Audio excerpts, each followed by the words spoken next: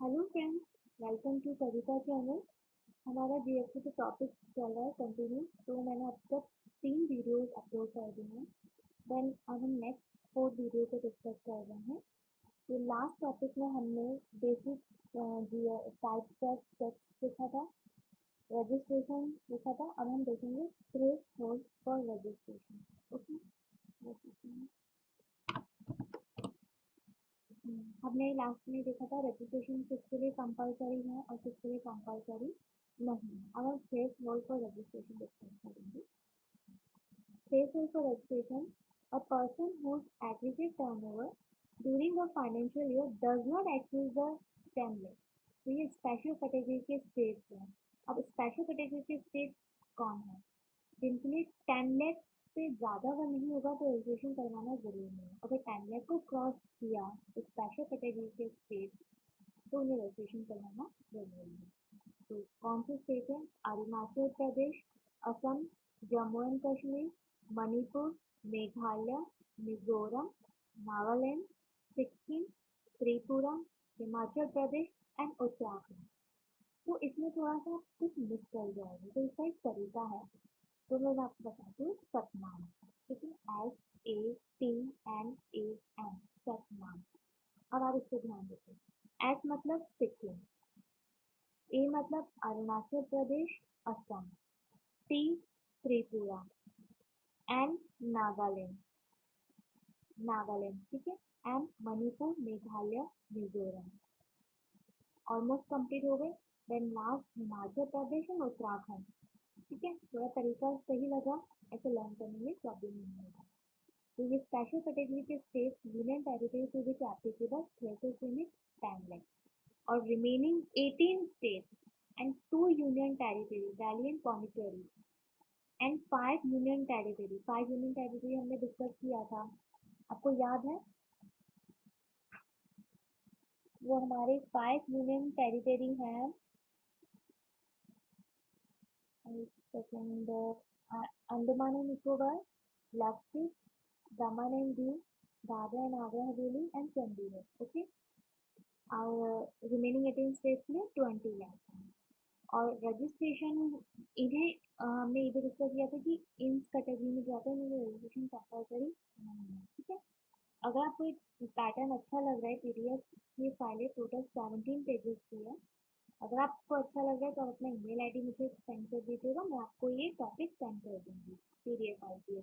ठीक है, नेक्स्ट हम फॉरवर्ड करते हैं। एग्रीगेट टर्नओवर मतलब क्या होता है?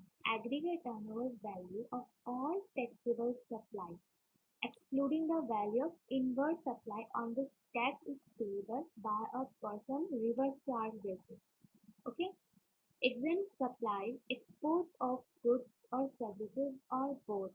Interstate supply of person having same permanent account number to be calculated on all India basis but exclude GST and compensation cess. Okay, so registration is not required till a person does not exceed the threshold limit during a financial year. Here, a person has the option to get registered on voluntary basis even if his aggregate turnover does not exceed the threshold limit.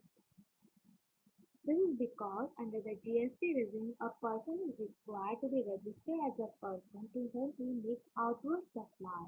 Desire him to register to avoid the unwarranted tax to payment of GST under the reverse charge. Where there is any inward supply to them from an unregistered supplier, this problem is therefore this. Fine. A regular taxpayer only. A person who has not opted for composition scheme is treated as a regular taxpayer. A regular taxpayer is required to pay GST at normal rate applicable for supply of goods and services or both. Also have to file GST return for outward supply. Inward supply on monthly basis is applicable and GST liability is also to be paid by regular taxpayer on the monthly basis. So this is the term. Turnover 1.5 crore से exist है तो उन्हें monthly अपनी GST return file करनी होगी। Otherwise 1.5 crore से कम है, less than 1.5 crore, तो वो क्वार्टर रिटर्न फाइल कर सकते हैं जीएसटी वन। ओके, कंपोजिशन कौन होते हैं आ गया। Composition tax payer, small tax payer with an aggregate turnover in the presiding financial year does not exceed the 1.5 crore. ये रॉन्ग है, इसके अंदर ये थोड़ा प्रिंट में मिस्टेक है, अदरवाइज ये 1.5 करोड़ है। और 75 लाख और स्पेशल कैटेगरी के जो स्टेट्स हैं उनके लिए 75 लाख है। आप इसे देखिए, ठीक है, दिस वन। तो वही सतनाम की तरीके से हम याद करेंगे। और ये 100 लाख नहीं है, ये 1.5 मतलब 150 लाख है, 1.50 करोड़, 150 लाख 1.50 करोड़, ठीक है। तो स्पेशल कैटेगरी के स्टेट पे 75 लाख है। कंपोजिशन स्कीम की बात कर रहे हैं हम, ठीक है। Then next, composition scheme in the following cases not eligible to avail the composition scheme। कौन कौन eligible नहीं है? He is making interstate supply of goods and services or both, तो उन्हें composition scheme में नहीं लिया जाएगा। दूसरा, engage supply of services other than restaurant services। Other than restaurant service को कंपोजिशन स्कीम में आ सकता है, but other than restaurant service अगर आप किसी को सप्लाई सर्विसेज करती हो तो आपको कंपोजिशन स्कीम नहीं दी जाएगी। And engaged in making supply of goods to electronic commerce operator, तो वो कंपोजिशन स्कीम में नहीं आ सकते हैं। Engaged manufacture of ice cream, tobacco and pan masala, उन्हें भी कंपोजिशन स्कीम नहीं मिलेगा। Making any supply of goods which are not levy to tax, उन्हें भी कंपोजिशन स्कीम में नहीं लिया जाएगा, ठीक है। देन कैजुअल टैक्स पेयर क्या होता है, ये बहुत इंपॉर्टेंट पॉइंट है। Casual tax payer, a casual tax payer is a person who occasionally undertakes transaction involving supply of goods or services or both the course or furtherance of business, whether as principal agent or in any other capacity, in a state or union territory where he has no fixed place of business. Registration for a casual taxpayer is compulsory, and the threshold limit is not applicable for them. A casual taxpayer needs to apply for registration at least 5 days prior to the commencement of business. The certificate of registration issued at a casual taxable person is valid for the period specified in the application for registration or 90 days, whichever is earlier, and the casual taxpayer makes taxable supply only after the issue of the certificate of registration.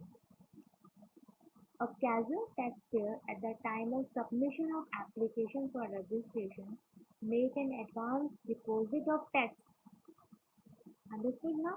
Make an advance deposit of tax in the amount equivalent to the estimate tax liability for the period for which the registration is signed.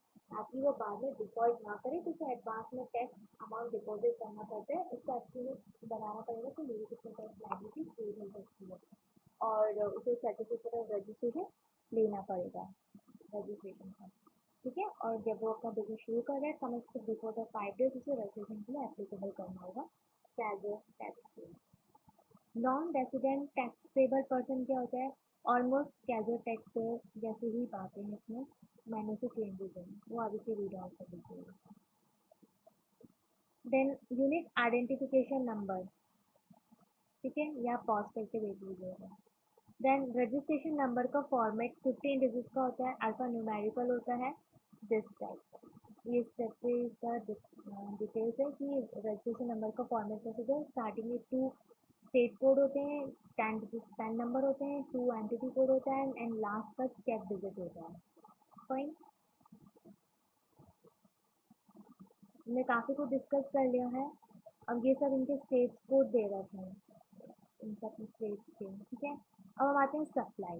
What's the meaning of supply, क्या होता है? क्योंकि GST में main चीज़ supply ही है। Supply क्या होता है और कब supply, time of supply, place of supply, ठीक है। ये सब चीज़ें बहुत इम्पोर्टेंट है जीएसटी में। Then start. Supply includes all form of supply of goods or services or both, such as sale, transfer, barter, exchange, license, rental, lease, or disposal, made or agree to be made for a consideration by a person in the course or furtherance of business. Supply also includes import of services. Supply also includes import of services for a consideration, whether or not in the course or furtherance of business. Supply can be following types होते हैं: composite supply, mixed supply, and continuous supply of goods, continuous supply of services. ठीक है, ये हम बाकी का next video में discuss करेंगे। इस वीडियो में यहीं तक। देन फ्रेंड्स, अगर आपको अच्छा लगा है टॉपिक तो प्लीज़ शेयर कीजिए अपने फ्रेंड्स के साथ, लाइक करना ना भूलिए, और अगर आपने सब्सक्राइब नहीं किया तो आप सब्सक्राइब कीजिए। जो भी लेटेस्ट नॉलेज में आएगा वो मैं आपके साथ शेयर करूँगी वीडियो में। Okay friends, take care, bye.